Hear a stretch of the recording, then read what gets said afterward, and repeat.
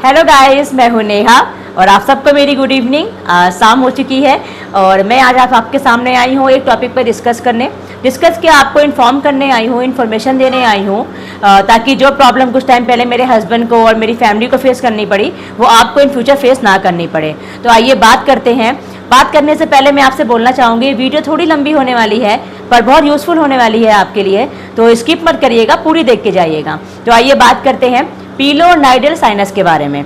नहीं पता ना, मुझे भी नहीं पता था जब तक ये केस मेरे सामने नहीं आया था। और मैंने जिससे भी ये बात डिस्कस की है कि पिलोनाइडल साइनस क्या होता है, उसने कहा है मुझे नहीं पता इसके सिम्टम्स क्या होते हैं। फर्स्ट टाइम सबने सुना है। तो आई थिंक 70% हमारे इंडिया में 70% लोगों को नहीं पता ये पिलोनाइडल साइनस क्या होता है।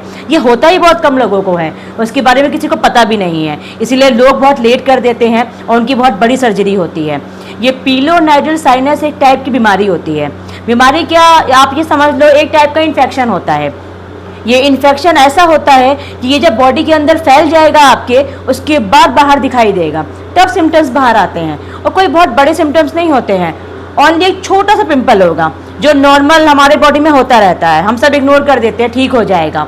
पर इसका बस एक सिम्टम्स होता है कि इसका जो पिंपल होता है थोड़ा डिफरेंट होता है और ये डिफरेंट प्लेस पे भी होता है। आप सबको पता होगा हमारी लोअर बैक जो होती है उसकी स्टार्टिंग लाइन होती है जिसे बड क्रैक कहते हैं। ये पिंपल हमेशा वहाँ पे आएगा और ये पिंपल सही नहीं होगा आपका। नॉर्मल पिंपल सही हो जाता है 15 दिन में, 20 दिन में, नॉर्मल मेडिसिन ले लो, आप एंटीबायोटिक खा लो तो ठीक हो जाता है। ये पिंपल आपका ठीक नहीं होगा, इसमें पस पड़ेगा, पस निकल जाएगा अपने आप, 2-3 दिन में फिर से रिफिल हो जाएगा पस और वो पहले की तरह पिंपल हो जाएगा। ऐसे ही चलता रहेगा, चाहे वो 1 मंथ हो, 2 मंथ हो, 6 मंथ हो, ऐसे ही चलता रहेगा और बॉडी में इन्फेक्शन फैलता रहेगा आपके। और जितना आप लेट करोगे ये इन्फेक्शन और डीप जाता जाएगा आपकी बॉडी में। तो स्टार्टिंग में इसे फाइंड आउट करके और डॉक्टर के पास जाना बहुत इंपॉर्टेंट होता है। तो इसीलिए मैं आपको पहले से इन्फॉर्म कर रही हूँ, इन्फॉर्मेशन दे रही हूँ, क्योंकि इन फ्यूचर ऐसा कोई पिंपल भी आपके होता है तो आप तुरंत स्टार्टिंग में ही डॉक्टर के पास जाओ, लेट मत करो जैसा हमने किया।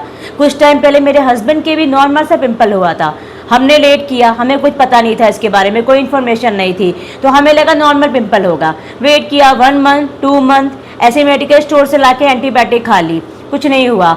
तब जब डॉक्टर के पास गए, डॉक्टर ने बोला ये पिलोनाइडल साइनस है, इसका कोई ट्रीटमेंट नहीं होता है, ओनली वन सोल्यूशन है और वो है सर्जरी। तो आप सर्जरी करा लो। तो पहले तो हम डर गए, उसके बाद जब एक ही सोल्यूशन था तो फिर सर्जरी के लिए रेडी हो गए। तो फिर जब हॉस्पिटल में गए, MR वगैरह हुआ, तो जब MRI कराया तो ये इन्फेक्शन बहुत डीप जा चुका था, क्योंकि हमने ऑलरेडी 6 मंथ लेट कर दिया था। वो पहले से इन्फॉर्मेशन बॉडी में फैल चुका था, 6 मंथ और लेट कर दिया फिर पिंपल आने के बाद, तो बहुत डीप जा चुका था। तो मेरे हस्बैंड की इस वजह से बहुत बड़ा सर्जरी हुई, बहुत बड़ी सर्जरी हुई, जिस वजह से उनका इन्फेक्शन बहुत बड़े एरिया में फैल चुका था, टिश्यू बहुत बड़ा निकालना पड़ा। तो बहुत प्रॉब्लम आई, मेरा टाइम वो बहुत डिफ़िकल्ट था, मेरे हस्बैंड को भी बहुत प्रॉब्लम और बहुत डिफ़िकल्टीज़ हुई। वो चल नहीं पाते थे, उनके पीछे बैक में ट्यूब लगा हुआ था, वो लेट नहीं पाते थे, वो सिटिंग पोजीशन में बैठ नहीं पाते थे। तो इस वजह से मैं नहीं चाहती जो प्रॉब्लम मुझे फेस करनी पड़ी वो आपको भी फेस करनी पड़े।